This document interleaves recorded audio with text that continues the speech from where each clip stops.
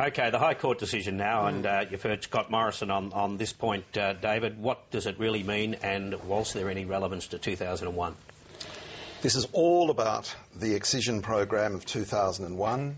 I don't know why Scott is running the line that he does. Piers has got the judgment. This is good. In 2008, the new Labor government put out some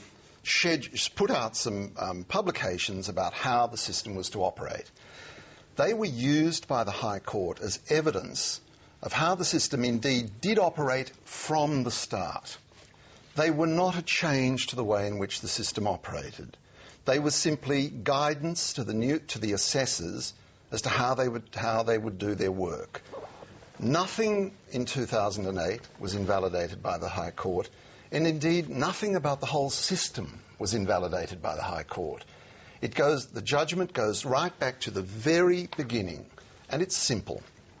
What the judges said was, you can only detain people in Australia for lawful purposes, and I don't think there's anybody who would disagree with that as a principle. You've got to have a lawful purpose for detaining somebody in this country. And if you're detaining them to assess their claims to be refugees, then that assessment has to be done fairly and lawfully.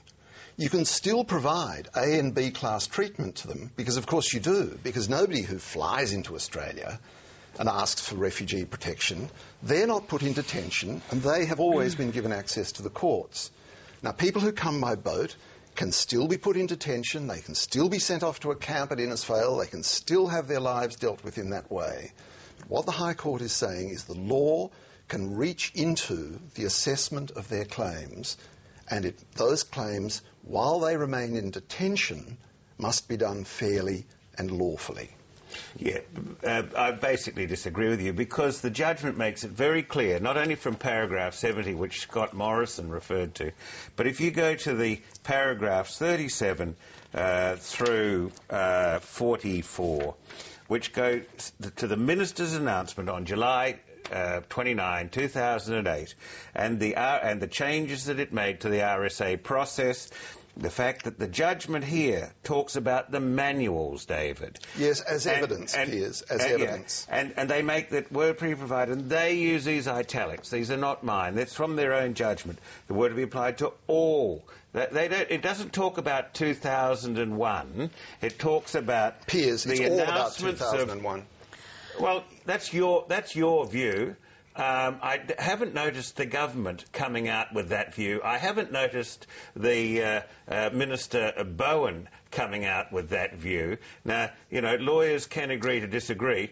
I am in disagreement with you, and when the government comes out in agreement with you, then I think that your case has some validity. But until then, I will believe what the High Court justices have said in their unanimous decision. Okay, winding back a little bit from this particular judgment, the excision of parts of Australia for the purposes of denying people access to the legal system in Australia is something that is in breach of our international obligations, or the spirit of those. Is that not correct? Spirit, perhaps not the letter. Yes, the spirit of it. That's why the Nauru solution remains absolutely intact. We have obligations as an international citizen to also play our part in looking at the global problem of displaced people and not treating asylum seekers surely as criminals. I mean,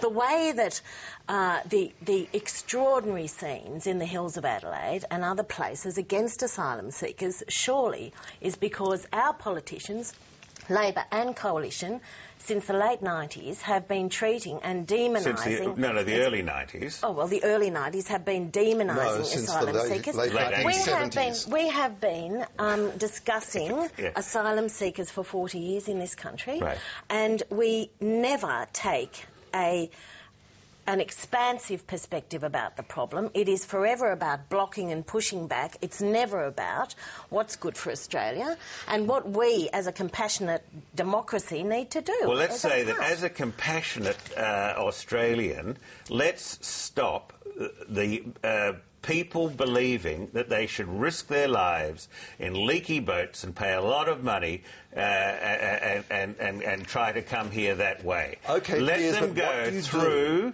the established channels that are organised by the UNHCR. Where they could sit in camps for 5 to 10 years. Or they could drown with their families. Well, That's Which right. would you prefer? I don't. It's not about us preferring. Oh, really? Or It me is about preferring. us. It is Because about it's not. Australians. It's not.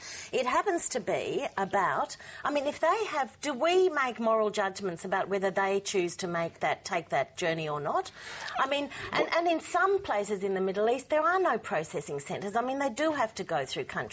But look, can I just say, we can do a number of things to deter people from coming by boat. Right. Now, giving them B-class assessment treatment outside the law has not worked. That's what we've done since 2001 till 9:45 on Thursday morning. That's been the system. But what about the years just the a minute, boat just stopped, a minute. David? This year, we've had, in fact, a record number of people arriving by boat. So obviously that doesn't work as a very effective deterrent to just, give them... What it's about is about a suite of measures which are designed to appease the Australian electorate by being pointedly nasty to boat people. It does not work to deter. It does, however, make life very unpleasant for them. What the High Court has said last week, in the first time that this part of the system has ever been challenged, and the High Court, by the way, has ticked off on everything else. It's ticked off on mandatory detention, for which a lot of people look at mandatory detention and say, isn't that imprisonment without trial and charge? They've ticked off on that. They've ticked off on the excision. They've ticked off on an A and B scheme. They've ticked off on the Pacific solution. All of that remains in place.